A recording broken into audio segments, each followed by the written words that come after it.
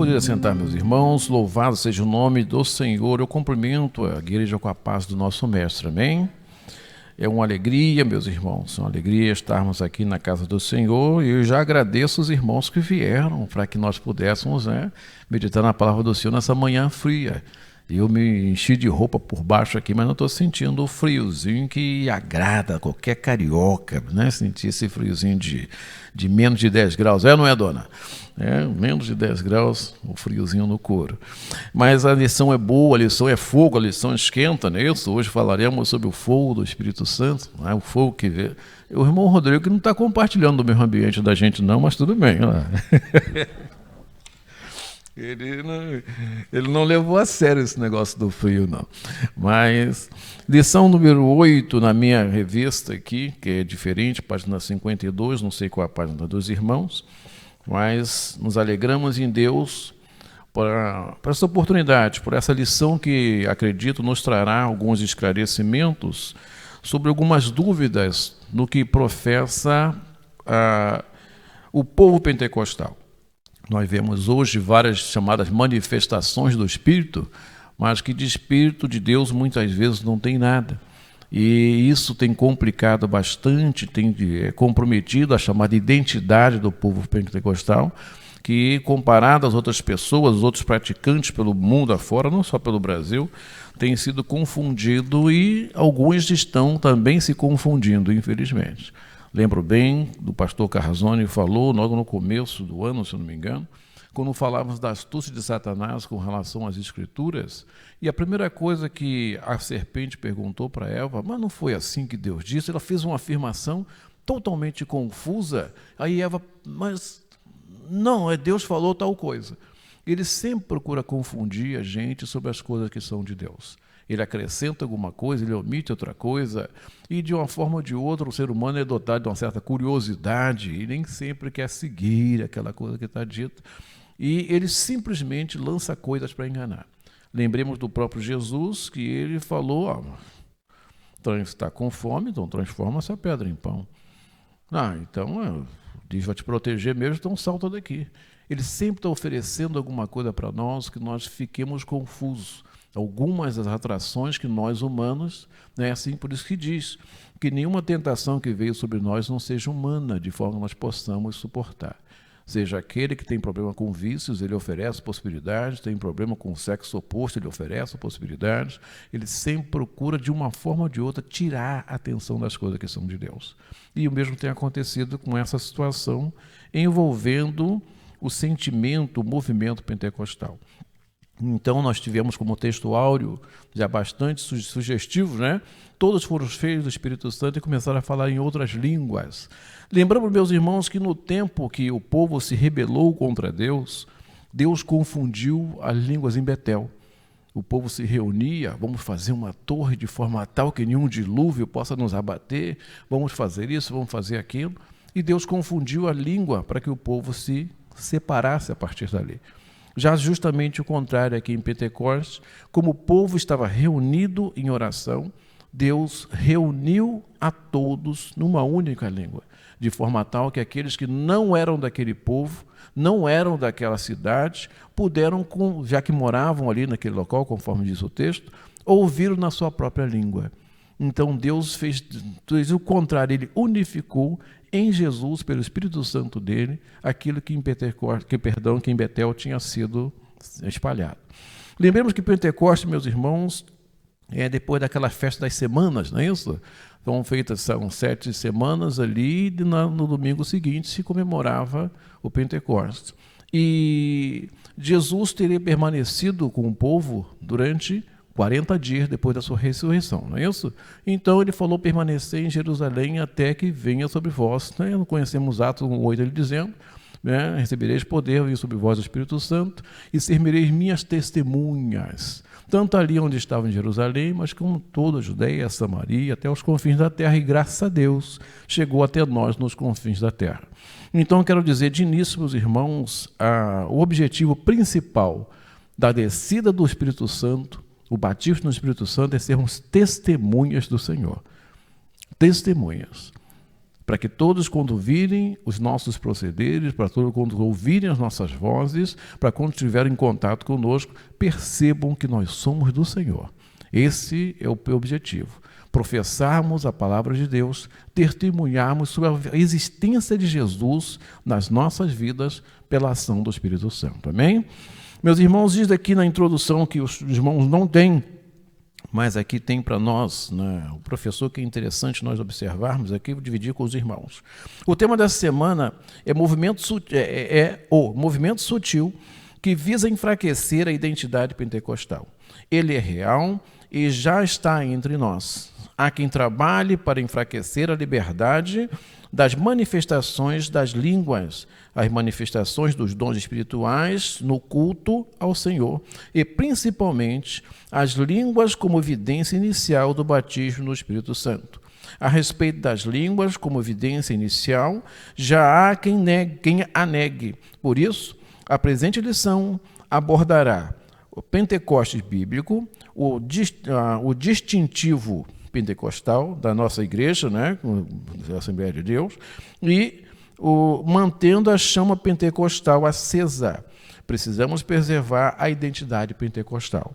Então, o objetivo dessa nossa lição aqui é conceituar o Pentecostes bíblico, identificar o distintivo pentecostal da nossa igreja e conscientizar a respeito da manutenção da nossa identidade pentecostal.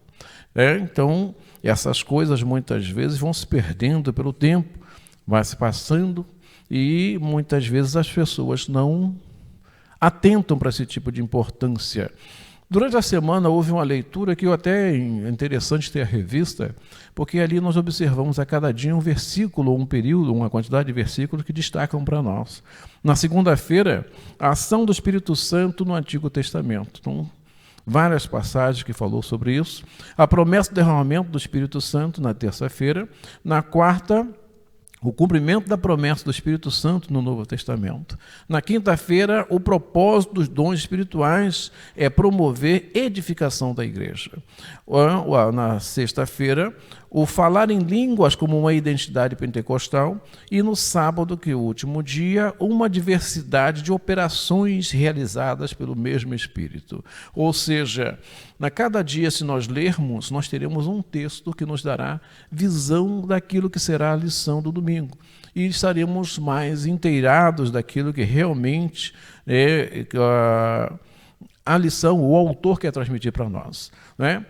O tema de movimento sutil, né, enfraquecer, que nós já lemos ali, e a quem trabalhe, quem queira que isso enfraqueça. Porém, Gunnar Wingren, ao desembarcar no Pará, né, nós conhecemos a primeira igreja batista, onde as pessoas frequentavam lá no Pará, em Belém, no Pará, ensinando que as línguas são a evidência inicial do batismo no Espírito, dando início à história do movimento pentecostal no Brasil, enfatizando a importância de buscar o batismo no Espírito Santo. Esse mesmo Espírito continua ainda, meus irmãos, batizando ainda hoje. O objetivo da nossa lição é combater aqueles que dizem que esse movimento cessou. Falaríamos também sobre o cessacionismo em certa parte aqui, mas cremos que Jesus ainda batiza com o Espírito Santo. Amém? No final da lição, meus irmãos, para que eu não esqueça, eu pedi para o irmão Alberi para que ore para que o Senhor batize que não for batizado, para que renove, reforce a fé de todo o povo de Deus, para que nós não percamos a visão daquilo que é o povo pentecostal assembleano, para que nós possamos manter firme essa identidade, essa chama. Na introdução da nossa lição diz, nessa lição bíblica, vamos estudar a identidade pentecostal e sua relação com o Pentecostes bíblico. Contudo, o nosso enfoque será mostrar que algumas sutilezas do erro têm aparecido no meio do movimento pentecostal. No contexto da nossa igreja, o principal deles está relacionado à negação da atualidade dos dons espirituais e, de uma forma mais específica, a negação da doutrina do falar em outras línguas, como evidência física do batismo no Espírito. Vejamos, pois, como corrigir esse desvio doutrinário. No tópico 1, nós temos o Pentecostes bíblico, e o item 1, o Espírito prometido. O Antigo Testamento mostra a ação do Espírito Santo em diferentes momentos e sobre a vida de diferentes pessoas. Assim, vemos o Espírito do Senhor agindo sobre a criação. Gênesis 1:2 nós conhecemos, que o Espírito de Deus se movia sobre a face das águas. Isso nós vemos. Também nós vemos aqui em Êxodo 31:2 e 3, ele fala sobre uma pessoa, um homem chamado Bezalel, que vamos ouvir no texto depois, e ele era um homem cheio do Espírito Santo, ele de sabedoria, ele entendia de artes, então ajudou a construção do tabernáculo, fazer com objetos que existiam que necessitavam naquela ocasião. Fala em Juízes 6:34, ele diz sobre Gideão. Nós sabemos que o Espírito de Deus tomou Gideão, e o Gideão foi uma bênção naquela batalha, e terminamos aqui com... Não, vamos pular, não vou esperar Joel um pouco mais na frente. Então, essas pessoas, né, tem aqui Juízes, mas segue no mesmo alinhamento. Jefté foi um homem que Deus, né, abençoou para que ele pudesse vencer a batalha, muito embora cabe para nós em Jefté, embora não seja na lição, uma observação muito importante, que às vezes emocionalmente nós prometemos coisas a Deus e depois ficamos em situação difícil. Ele prometeu a primeira coisa que saísse pela porta, em holocausto a Deus, e foi a filha, a única filha dele, e ele passou por uma situação complicada. Mas essas pessoas todas foram abençoadas e foram tomadas por Deus. Esse tomar por Deus era no momento que se fazia. Precisava fazer uma atividade, Deus, o Espírito de Deus, entrava na pessoa, realizava, ele agia na pessoa e depois saía. Exemplo foi Sansão, que nós vemos, né? Que era um homem ali que tinha promessa, tinha isso, tinha aquilo, nazireu, mas o Espírito de Deus se retirou dele, e a partir daí, né, ele passou por uma dificuldade. Vemos lá na frente também, vamos falar sobre o caso igual, mesma coisa também que aconteceu com o rei Saul.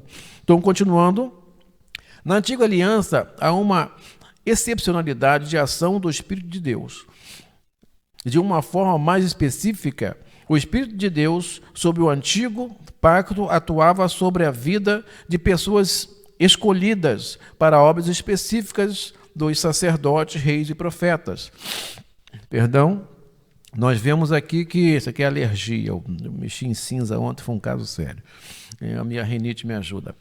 Então nós vemos aqui em 1 Samuel, né, vemos o caso do rei Saul, vemos o caso de algumas pessoas, né, que 1 Reis 19, que Deus manda ungir, né, Jeú e assim, né, ao tempo de consagração. Então o Espírito de Deus agia para aquele caso específico em pessoas escolhidas.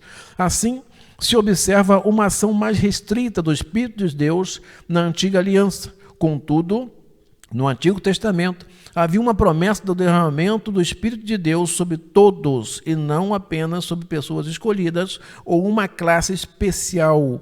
Nós vemos em Ezequiel que Deus diz que trocaria o coração por um coração de carne, né?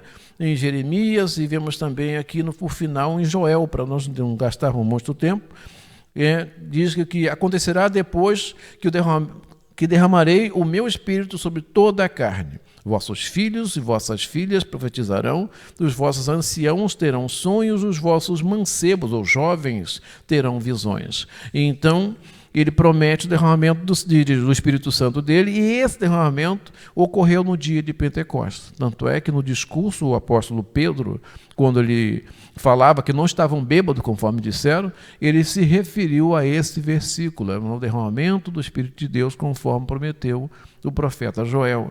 Então ali já era um cumprimento da promessa de Deus, do derramamento do Espírito dele sobre toda a carne, não só sobre reis, não só sobre o sacerdote, mas não só sobre certos homens, mas também as mulheres e também as crianças. Todos foram abençoados, receberam, o Espírito Santo de Deus. No item 2, o Espírito derramado. No Novo Testamento, entretanto, no Novo Testamento, entretanto, que as promessas a respeito da vinda do Espírito Santo têm cumprimento. O profeta Joel profetizou a vinda do Espírito de uma forma copiosa. Lemos, né?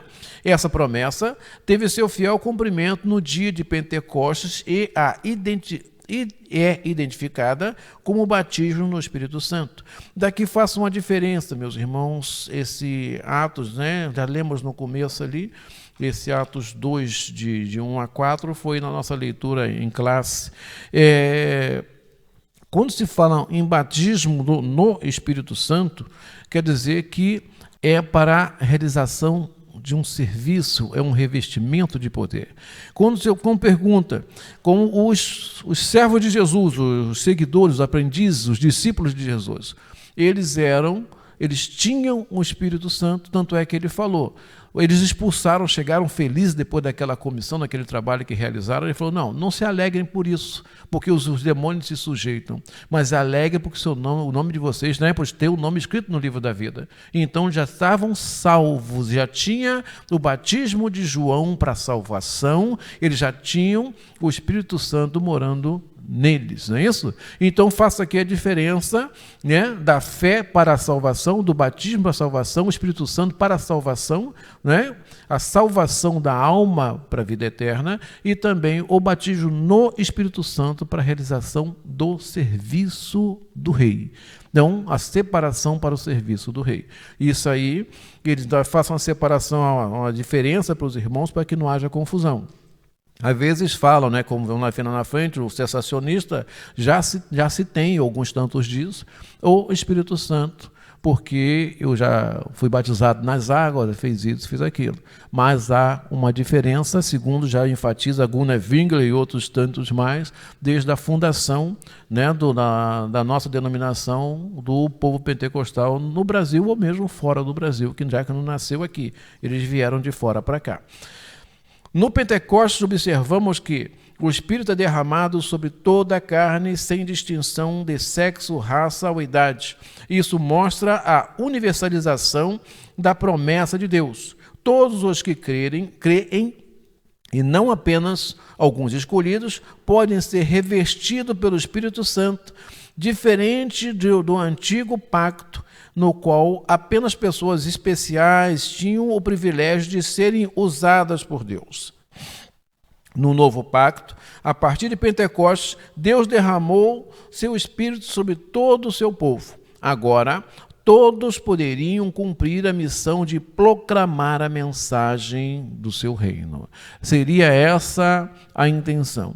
O povo estava querendo, já viu que Jesus era Senhor, Jesus era Deus, tinha ressuscitado. Estavam tristes como aqueles que seguiam para Emaús e outros tantos já tinham saído da comunhão.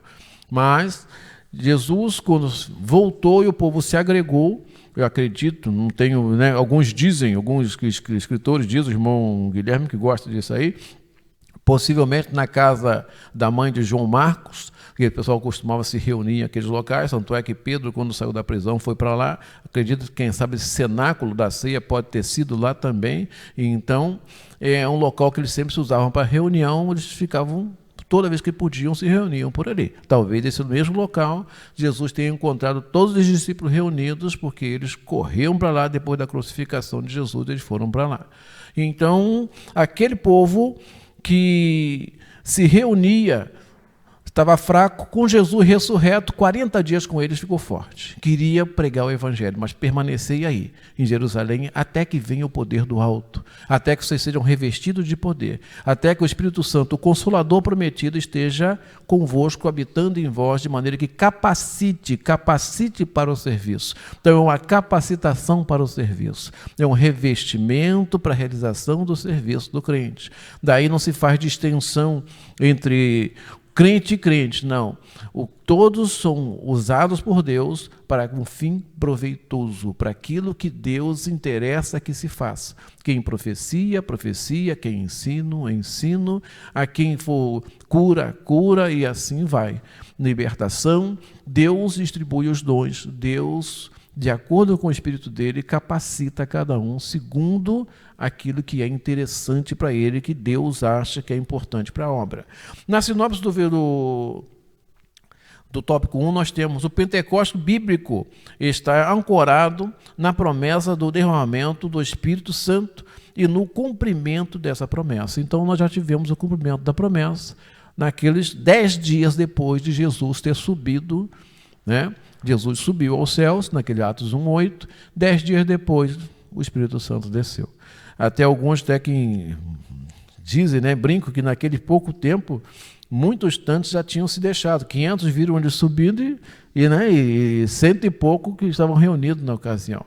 E isso é importante para nós, porque naquela ocasião, meus irmãos, quando eles estavam reunidos em oração e eles estavam reunidos em leitura bíblica, em conhecimento da palavra. Eles não tinham a Bíblia compilada como nós temos hoje, só que eles conheciam tudo. Tanto é que Pedro, sendo analfabeto, falou, não, esse é o cumprimento da palavra do profeta.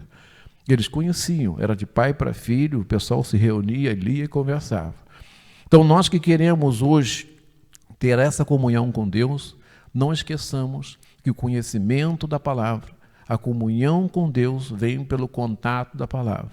E muitas vezes o esfriamento vem pela confusão que Satanás põe na nossa cabeça, por não conhecermos a palavra. E nós começamos a falar, mas será que não é? E até que é isso mesmo. E nós vemos hoje culto entre os chamados crentes, não tinha os judaizantes antigamente, o pastor Carrazone, que era o calo do apóstolo Paulo e tudo mais, como nós temos hoje. Nós temos pessoas com símbolos, estrelas, chifres, uma série de coisas no altar, dizendo que é da parte de Deus, sendo que isso é tudo coisa sombra, né, de Cristo, do verdadeiro Cordeiro, o verdadeiro tabernáculo que habitou entre nós. Então, os homens, por não terem contato com a palavra de Deus, estão aceitando coisas que vão distanciando eles de Deus. E é bonito. Está lá, tem um candelabro bonito em tal local, tem isso, tem aquilo, mas aquilo não faz parte do nosso ritual de hoje. Aquilo é ritual antigo,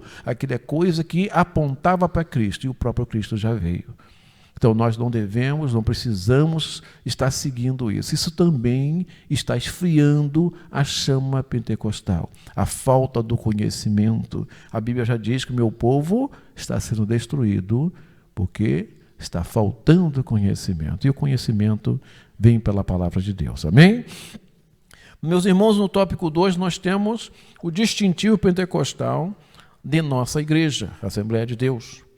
Então, começo dizendo aqui o que pensava Gunnar Wingler, antigamente o fundador da Assembleia de Deus. Diz aqui no livro de apoio, a manifestação do Espírito é concedida a cada um visando um fim proveitoso. Não é à toa que ninguém é batizado no Espírito Santo. É para que haja um fim proveitoso na obra de Deus. É para que a igreja de Deus seja edificada, para que a igreja de Deus seja abençoada, é para que sirvamos de bênção, para que todos possam perceber como testemunha que nós somos do Senhor, e vamos desenvolver para abençoar a igreja os dons que Deus distribui, né? A quem se reúne a isso com seus salmos, com isso, aquilo o apóstolo Paulo dizia, de forma que um abençoe o outro. Mas aqui diz, a doutrina da evidência inicial, ou as línguas com o sinal do batismo no Espírito Santo, é um distintivo do avivamento da Rua Azusa, que foi impresso sobre o pentecostalismo clássico. Na verdade, o que distingue o pentecostalismo clássico de outros pentecostalismos é justamente a doutrina e evidência inicial, ou falar em línguas. Para os pentecostais clássicos que tem nas Assembleias de Deus, a sua representante principal, o falar em outras línguas é o sinal físico do recebimento do Espírito Santo. Então, isso aí nós vemos também na confissão, depois vamos dar uma olhadinha aqui, declaração de fé da Assembleia de Deus. Continua aqui. Convém dizer que a doutrina da evidência inicial ou o sinal do batismo no Espírito Santo é um distintivo da Assembleia de Deus. Então, nós temos como distintivo da Assembleia de Deus e nós vamos o batismo aqui, um fato que a ser observado, porque Gunnar Wingler dizia, quando vieram no Brasil, acreditavam que defendiam a doutrina da evidência inicial. Gunnar Wingler, ele foi batizado né, no Espírito Santo, no começo lá, que eles andavam pela Filadélfia, ali, e eles tiveram contato com pessoas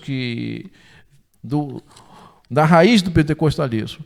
E eles trouxeram para nós esse movimento pentecostal. Então, por volta de 1909, por assim, em 1906, ele foi batizado no Espírito Santo. Já Daniel Berg, que também participava na igreja de Filadélfia, onde foram consagrados, em 1909 ele foi batizado no Espírito Santo, e os dois reunidos ali vieram parar no Brasil e no Pará e trouxeram para nós a chamada chama pentecostal.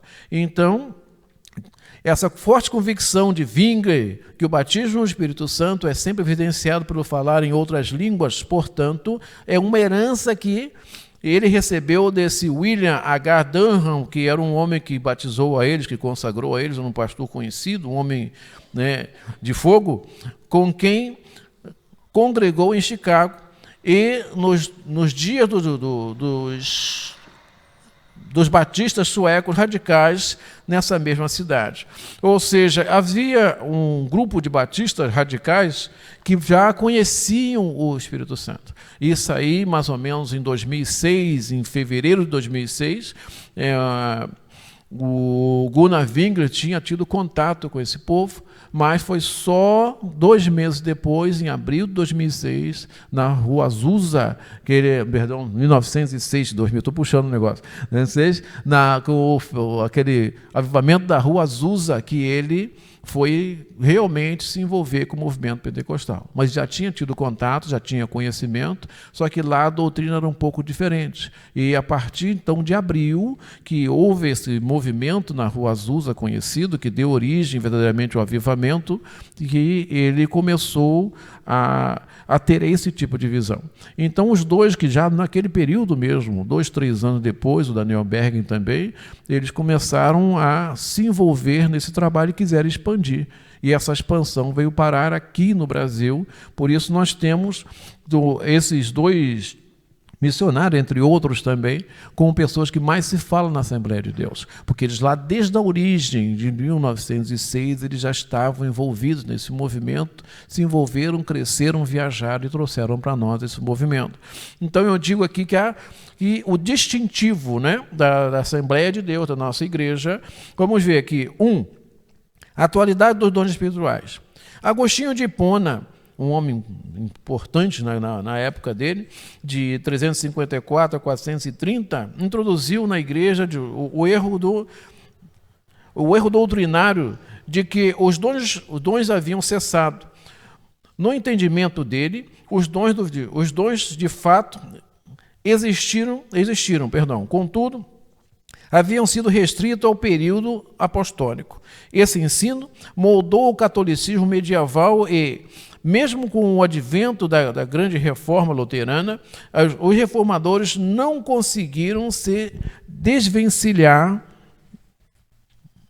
dele, ou seja, ainda... A minha alergia está me maltratando. Ainda assim, passado aquele tempo, a orientação de Agostinho, que era cessacionista, permanecia. E nós vemos hoje também algumas pessoas que não mudaram o pensamento, mesmo depois daquele acontecimento da Rua Azusa, mesmo acontecimento da Assembleia de Deus no Brasil. O movimento pentecostal surge posteriormente como resposta a esse desvio doutrinário. Os pentecostais não somente creem que os dons estão vigentes na igreja, como os exercem. Nossa igreja exerce na história dessa gigantesca explosão, na história dessa gigantesca explosão do reavivamento dos dons espirituais. Na sua declaração da Verdade Fundamental de 1916, as Assembleias de Deus confessavam que todos os crentes têm o direito e devem sinceramente buscar a promessa do Pai, o batismo no Espírito Santo e com fogo. Ou seja, na declaração, ele diz a Assembleia de Deus no Brasil, né? Todo mundo faz seu estatuto, então fez sua declaração. Em que acredita a Assembleia de Deus no Brasil? Diz, no seu capítulo 19, a declaração de fé que foi em 2016, não é isso? Vamos ver aqui, declaração de fé. Essa minha alergia está me atrapalhando a vida. 1916. Diz aqui, no capítulo 19, sobre o batismo no Espírito Santo, cremos, confessamos e ensinamos que o batismo no Espírito Santo é um revestimento de poder do alto. Aí é também uma promessa divina aos salvos. Trata-se de uma experiência espiritual que ocorre após ou junto à regeneração. Ou seja, quando a pessoa aceita Jesus, aconteceu isso aí na casa no Atos 10, não é isso? Nós vemos, né, Cornélio? Pode ser que aconteça também junto. Ou pode ser uma situação posterior. Aqueles que tinham sido ensinados, vocês já ouviram falar lá, se não me engano, os discípulos de Apolo, né? Já ouviram falar, já foram batizados no Espírito Santo? Não, não fomos batizados, nem ouvimos falar, fomos batizados no batismo de João. E Paulo batizou com o Espírito Santo, pode ser um tempo depois. Os discípulos também já conheciam Jesus, já eram crentes, já estavam com o nome escrito no livro da vida, mas receberam um revestimento de poder depois. Então pode ser junto com a regeneração, ou seja, o novo nascimento para a vida eterna, ou pode ser na ocasião posterior, o batismo no Espírito Santo. Sendo acompanhado da evidência física inicial do falar em outras línguas, ou mesmo digo que o próprio Daniel Berger, só 3 anos depois de ter tomado conhecimento, foi só em 1909, tomado conhecimento em 1906, que ele foi fazer o que ele se envolveu, né, com essa atividade pentecostal. Nessa passagem, ser cheio do Espírito indica ser batizado no Espírito Santo e o falar em línguas é a evidência inicial desse batismo, mas somente é a evidência inicial, pois há evidência contínua, do verbo haver, evidência contínua da presença especial do Espírito como fruto do Espírito e a manifestação dos dons, O batismo no Espírito é bênção resultante da obra de Cristo no Calvário. Ou seja, o inicial, o falar em língua.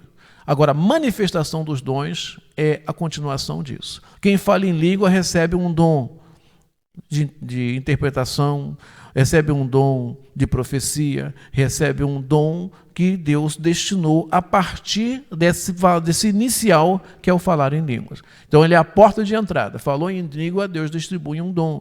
Qual é o dom? Vai ser de interpretação? Vai ser de discernimento? Vai ser de profecia? Vai ser de ensino? Então, Deus vai dar para aquilo que seja proveitoso para a edificação do corpo, para a obra do Senhor.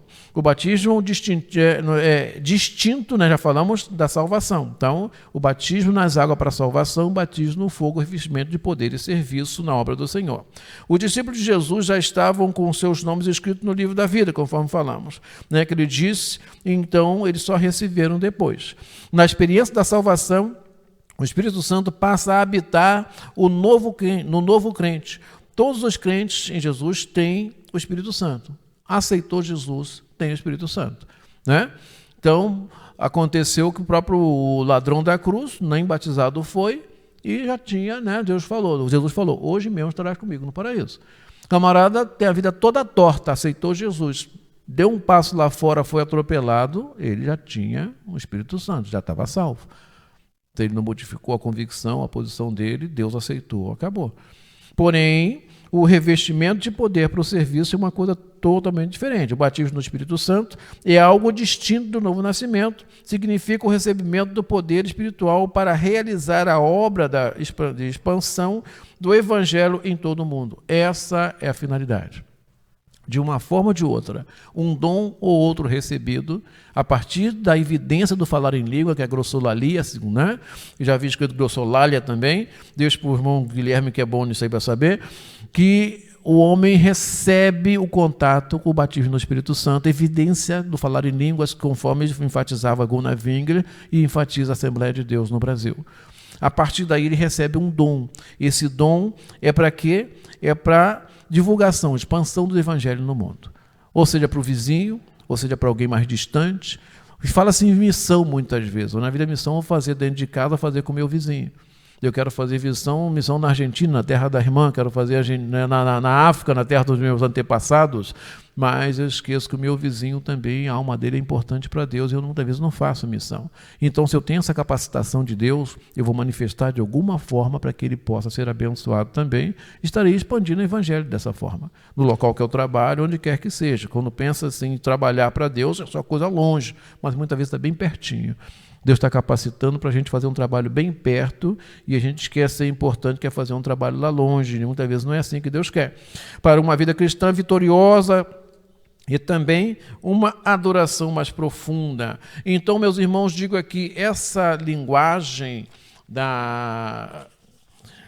do falar em línguas é uma língua de oração. Não é uma língua de conversa. A gente vê uns aí que ele fala, ele mesmo interpreta, não é isso?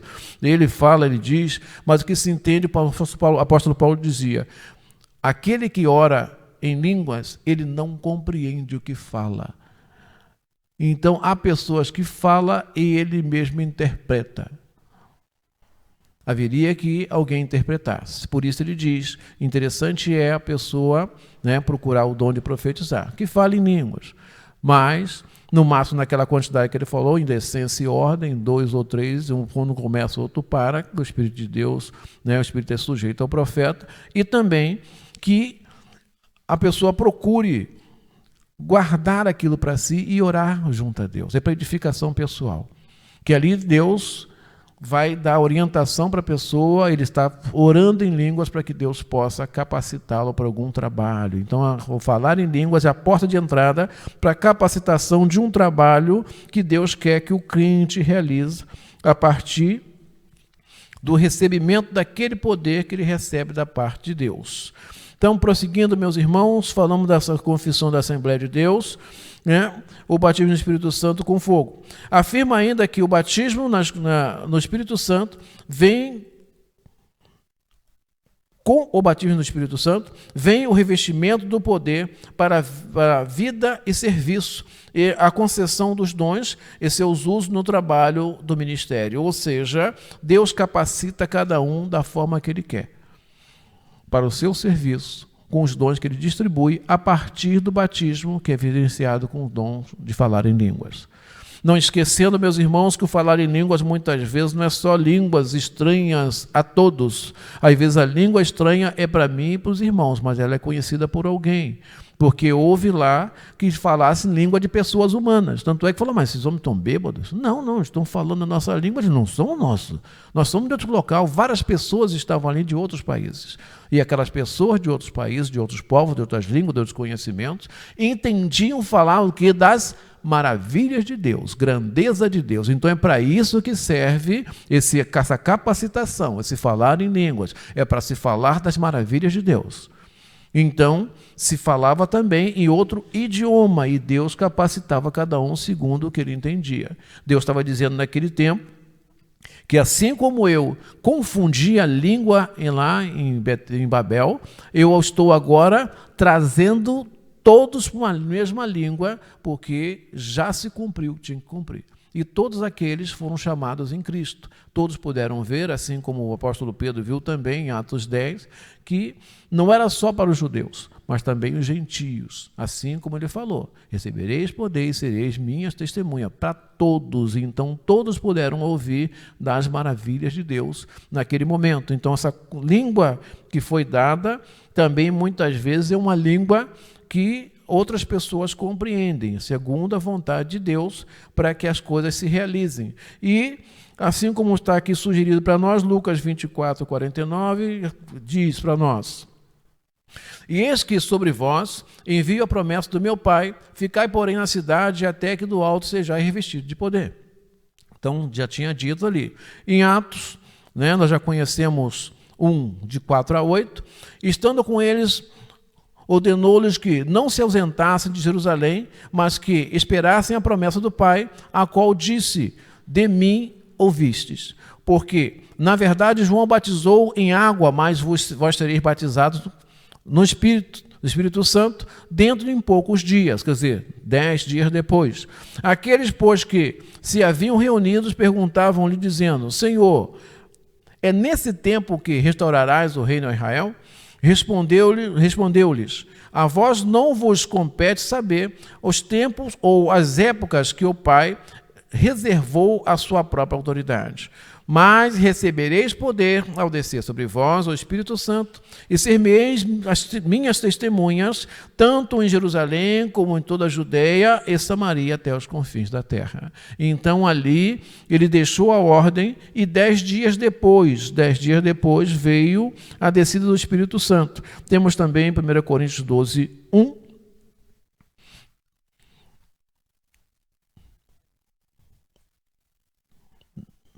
Vamos chamar o 31, para não ficar grande. Mas procurai com zelo os maiores dons. Ademais, eu vos mostrarei um caminho sobre modo excelente. E aí ele falava do amor. Né? Isso aí ele estava falando do amor. Então, essa é a manifestação também do dom, buscar o amor de Deus. Continue, que essa experiência maravilhosa é distinta e subsequente à experiência do novo nascimento, como nós dizemos. Aqui cita para nós o 10, que é a ida de Pedro à casa daquele homem que reunia as pessoas também, e outras pessoas mais que nós vemos que, depois de crentes, depois de terem crido em Jesus, receberam o Espírito Santo de Deus. No item 2, as línguas como evidência. A Declaração de Fé da Assembleia de Deus, já lemos, em 1916, afirma que o batismo dos crentes no Espírito Santo é testemunhado pelo sinal físico inicial do falar em outras línguas, conforme o Espírito de Deus lhes dá capacidade de falar. Então, já vimos Atos 2,4. O falar em línguas, nesse caso, é o mesmo em essência que o dom de línguas, ou seja, a pessoa recebeu o dom de línguas. Nenhum pentecostal da primeira geração tinha dúvida quanto a isso. Tanto William H. Durham, que foi o homem que incendiou, aqueles que vieram para cá, bem como Gunnar Winkler e Daniel Berg, pentecostais da primeira geração, criam e pregavam com convicção essa doutrina. Contudo, nos dias atuais, esse ensino tem dado sinais de enfraquecimento. Isso por conta dos ensinamentos sutis que negam a doutrina da língua como evidência inicial do poderoso batismo pentecostal. A sutileza está em dizer que o falar em outras línguas, de fato, existe, contudo, não é para todos. Esse desvio doutrinário tira a convicção do crente de que esse dom seja para ele. Na dúvida, ninguém recebe nada. Vão Tiago 1,6.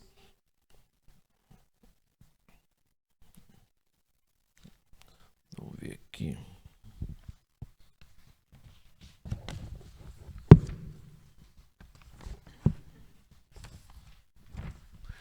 A 8. Peça, porém, com fé, não duvidando, pois aquele que duvida é semelhante à onda do mar, que é sobrevada e agitada pelo vento.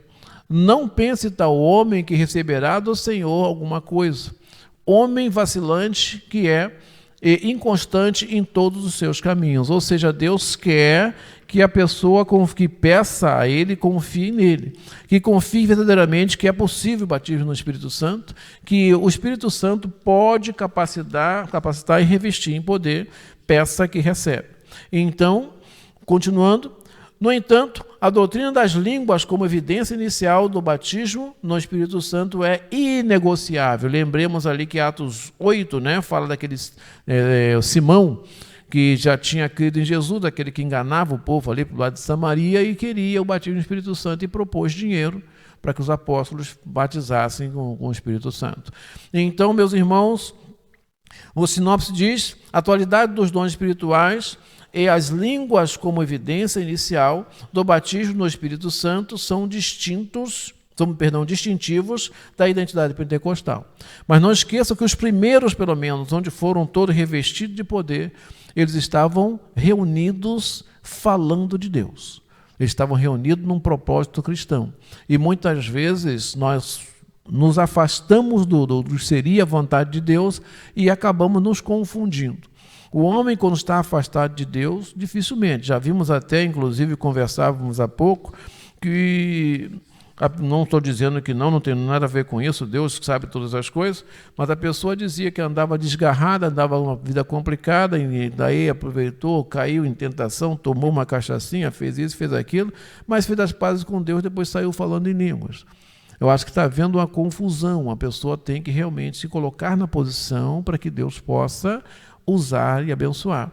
É um revestimento para o serviço cristão. Sereis minha testemunha. Que testemunha ele estava sendo? Para que ele vai servir na obra de Deus com um procedimento como esse? Enganos desse tipo, feito de pessoas que pulam, que rolam, que fazem isso, fazem aquilo, que corre, brinca aquele aviãozinho, isso tem acontecido demais. E isso tem atrapalhado muito a identidade pentecostal. Isso tem atrapalhado demais. Essa unção que a pessoa sai rastejando para um lado para o outro ali. Eu ouvi falar de uma pessoa que estava tão ungida que a outra tentou segurar e não conseguiu. A outra desgastou todo o calçado pela força que a outra fazia, ele segurava rastejando, saiu arrastado pelo local. A pessoa, no caso, era um lutador dessas lutas livres, então o camarada tinha uma boa atração e o outro segurando e arrastando, diz que perdeu o calçado praticamente, tentando segurar a pessoa que estava ungida. Então a gente imagina a situação. Já estivemos em locais onde as pessoas rolavam pelo chão, o homem tocava em mulher, a mulher tocava em homem, quase passava por cima um do outro e estavam sendo ungidos. Então, na verdade, há uma confusão muito grande. Nós vemos na internet uma série de coisas. E isso tem comprometido a identidade. Não para aqueles que estão firmes, mas para aqueles que não estão firmes, que também, como diz, já está entre nós, é porque muitos não procuram na palavra de Deus a firmeza, não procuram na palavra de Deus o esclarecimento e começa a ver, tem crente que quase nem vem, vai ver o YouTube, não é isso? Ele pega a pregação daqui, pregação legal, aí ele vai ouvir, vai chegar com um verbete que não é próprio da Assembleia de Deus, vai chegar com um costume que não é próprio daqui, ou alguém que era e se desviou, está inventando alguma coisa, é rotineiro se encontrar um irmão com uma linguagem que não é própria, porque ele pegou de algum canto, com um comportamento que não é próprio. E o diabo, quando caiu do céu, ele não veio sozinho. Ele vai falar no ouvido de alguém, e alguém vai ver também. Aí o outro começa a ficar curioso também. E muitas vezes alguns tantos se desviam ou adquirem costumes que não são próprios, porque não estão procurando na palavra de Deus. Na dúvida, meus irmãos, procurem no documento que é a confissão de fé. Procura ali a declaração que vai dizer, a denominação que eu estou confessa o quê? Confessa isso. Por algumas tantas vezes, inclusive foi quinta-feira, as pessoas falam em trocar de denominação ou onde ela está, e eu pergunto qual é a declaração, qual é a confissão da sua denominação. Há algumas pessoas que batizam em nome de Jesus, mas não creem no Espírito Santo. Há algumas pessoas que falam que não existe mais a ação do Espírito Santo na vida da pessoa. Qual é a confissão, qual é a declaração da sua denominação? Nós temos que conhecer. À medida que nós conhecemos, nós seguimos. Se alguém chegasse para mim, enquanto criança, dissesse que aquilo que meus pais me disseram não era correto, não, eu prefiro acreditar no meu pai.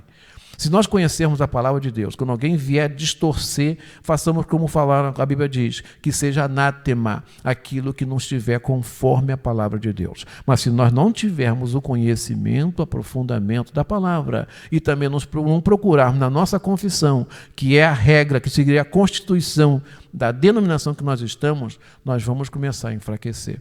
Porque eu vou achar bonitinho aquele, mas aqui não faz aquilo bonitinho. Aí eu vou começar a procurar onde faz o bonitinho e vou para lá. Mas qual é a confissão daquele local? O que eu vou adquirir? Aí a pessoa faz aqueles movimentos carnais e físicos e deixa de realizar o seu crescimento espiritual. É o que muito se vê. É o que muito se vê. As músicas, dificilmente, se a gente não tomar cuidado, a gente vai cantar, dificilmente elas estão exaltando a Deus. Elas estão trazendo, você vai ter, você vai ganhar, você vai conquistar, Deus vai te dar, mas no final a pessoa não quer se doar para Deus. Não esqueçam que aqueles que trouxeram a palavra para nós, não digo o Gunnar-Ving, não digo que passaram dificuldade também, Daniel Berg, digo aqueles do fundamento da igreja, eles deram a vida para que chegasse até nós. A pessoa nega a Cristo ou morre, eu morro, jogava no leão, botava no fogo. E hoje o pessoal quer cantar lá, você, a terra é sua, você é filho do rei. Também eles eram filho do rei, mas eles morreram para trazer a palavra do rei até nós, para serem testemunhas para nós. Então, cuidado com esses movimentos, cuidado com essas músicas, cuidado com esses convencimentos satânicos, que o Satanás vai sempre jogar uma pedrinha de açúcar. Não vai jogar alguma coisa amarga, o crente não chega. E a vaidade do homem muitas vezes afasta ele de Deus. O terceiro tópico, meus irmãos, diz mantendo a chama pentecostal acesa. Item 1, fidelidade às Escrituras. Uma marca distintiva dos pentecostais clássicos ou históricos é o seu amor, é fidelidade às Escrituras. Ou seja, se eu conheço, né, eu pratico. E esse Atos 2,42 que diz para nós que eles perseveravam na doutrina dos apóstolos, na comunhão, no partir do pão e nas orações. Sempre buscando a Deus. Sempre buscando a Deus. Não se pode falar em avivamento sem busca de Deus, sem conhecimento de Deus. Começa com o conhecimento de Deus. Se eu quero ter um avivamento, então eu tenho que ter o conhecimento de Deus. Eu tenho que ter uma escola bíblica com pessoas que venham, eu tenho que ter um culto de doutrina com pessoas que estejam participando, conhecimento de Deus. Como é que eu quero ter contato com Deus, está cheio de Deus, um Deus que eu não conheço? Um Deus que eu não procuro aproximação com oração. Um Deus para quem eu não jejuo, não me submeto. Então, conhecimento de Deus. É uma coisa muito importante. Já foi dito que o movimento pentecostal surgiu em um contexto de reação ao liberalismo teológico, ou seja, naquele tempo o pessoal não queria saber, né? Vemos outras pessoas, como falamos na semana passada, retrasada, falamos daqueles Jonas Edwards e outros tantos mais, que foram aqueles que reavivaram, trouxeram o reavivamento, começaram a movimentar as coisas porque estavam muito paradas, já não se cria mais, né, nas coisas espirituais, era um negócio mais pelo costume, então eles trouxeram um reavivamento, porque estava havendo um liberalismo, um resfriamento teológico. Uma das características do liberalismo teológico era o secularismo, que negava a infalibilidade e a inerrância das Escrituras. E hoje nós estamos vendo a mesma coisa. Estão querendo atualizar a Bíblia, está desatualizada. Estão querendo mudar algumas coisas. Não só aquilo que se refere ao homossexual, mas tem gente, aquilo que ele não gosta, ele quer mudar. Não esqueçam que as leis, normalmente, as brasileiras, são tiradas das Escrituras. Não, o Código ainda Civil brasileiro, né, podemos dizer que não existe ex-sogra. Sogra é sempre sogra. Então a Bíblia diz que não se pode casar com pessoas dessa linhagem de contato, de parentesco. Não esqueçam que antigamente não se podia divorciar, e se divorciasse era uma complicação terrível. Agora não, fiquei zangado, vou ali no cartório e desfaço. Até para o juiz muitas vezes não precisa mais. Mas a lei proibia esse tipo de coisa. Ela limitava, ela complicava de forma tal que não se fizesse. E hoje o homem está caminhando para esse tipo de procedimento, porque a Bíblia está errando. A Bíblia está falando, não, mas era para aquele tempo, era para aquele povo, para vocês não precisam. E hoje nós vivemos situações diferentes. Que eu até com o irmão Guilherme citou a semana agora, que eu gostei de falar semana passada, sempre digo, que muitas coisas, ou todas as coisas, são lícitas, estão dentro da lei, mas não convém ao crente, não edificam o crente, não são coisas de crente. E se nós não tivermos firmado na palavra, nós vamos acabar escorregando. Para os pentecostais, a Bíblia é a inerrante e infalível palavra de Deus. Sem dúvida, o afrouxamento doutrinário ou a consequente negação da atualidade dos dons espirituais são marcas que mostram que segmentos do movimento pentecostal contemporâneos estão se distanciando da palavra de Deus, ou seja, eles estão deixando de usar a Bíblia como regra de fé e prática, estão deixando de crer na atuação dos dons espirituais nos dias de hoje, e estão deixando de cultuar a Deus da forma que ele bem entende, e quando não se conhece a teologia, com certeza a liturgia vai ser modificada. E à medida que se modifica a liturgia, vai meia dúzia mudar de comportamento. Antes se fazia uma coisa, não, agora vamos colocar aqui um candelabro, vamos colocar aqui um chifre, no início da cerimônia, chamar o irmão Rodrigo, que tem bastante fôlego, para tocar aqui o chifre do boi, aí todo mundo levanta aqui para a oração e vai, aquela coisa bonita, e vamos avançar, vamos fazer daqui, faz um movimento, dá uma volta no tempo, depois volta, e começam a inventar essas coisas. E se afasta da verdadeira vontade de Deus para esse tempo. Se afasta daquilo que Deus quer que nós façamos. Todo desvio doutrinário, bem como toda heresia, existem por conta da negação ou acréscimo a alguma coisa das Escrituras. Como dizia certo teólogo, as Escrituras não precisam de penduricalho, precisamos voltar às Escrituras. Não precisamos inventar nada. Aquilo que Deus quer que nós façamos está previsto para nós.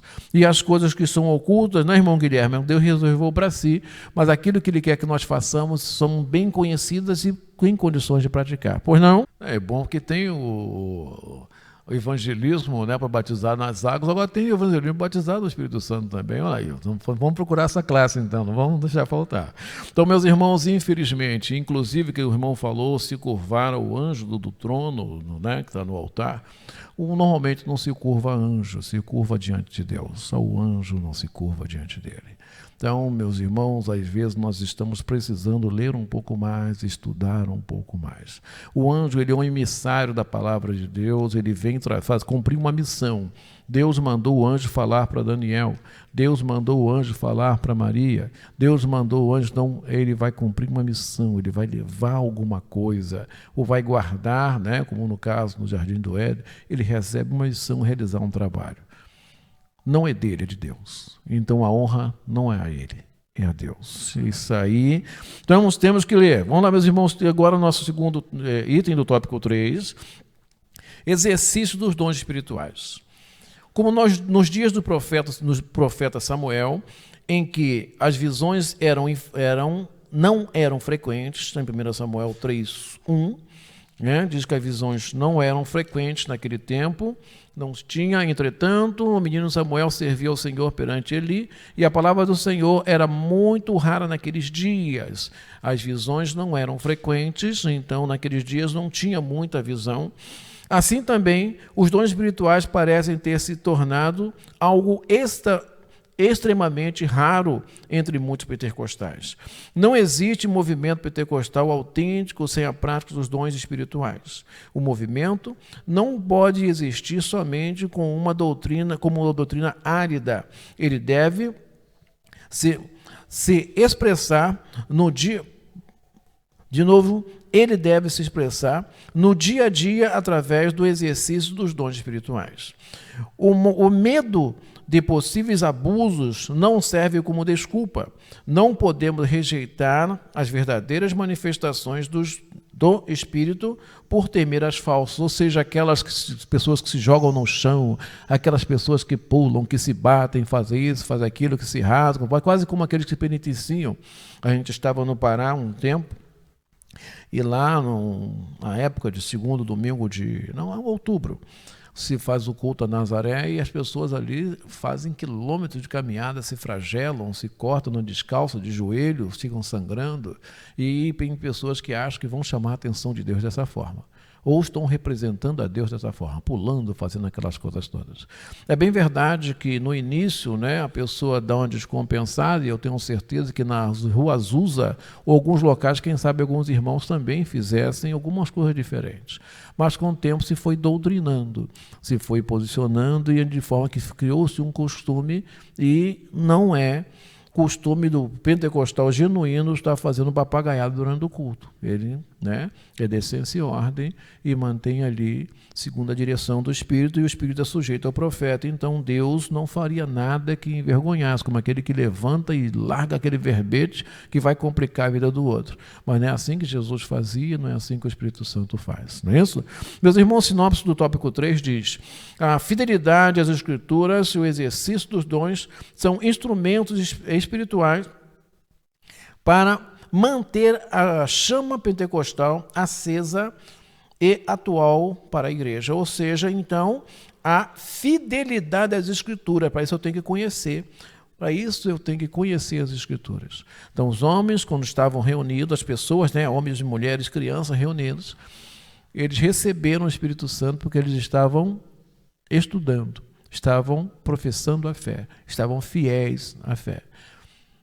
Todos quantos quiserem, busquem o conhecimento de Deus. Começa por aí, conhecer a Deus. O que Deus quer? O que eu vou fazer com isso? Aí, quando Deus, segundo o tempo, a vontade dele entender, é distribuído. Mas não cessou, como disse Agostinho, e também é para um fim proveitoso para a obra de Deus. É um revestimento de poder. Não é o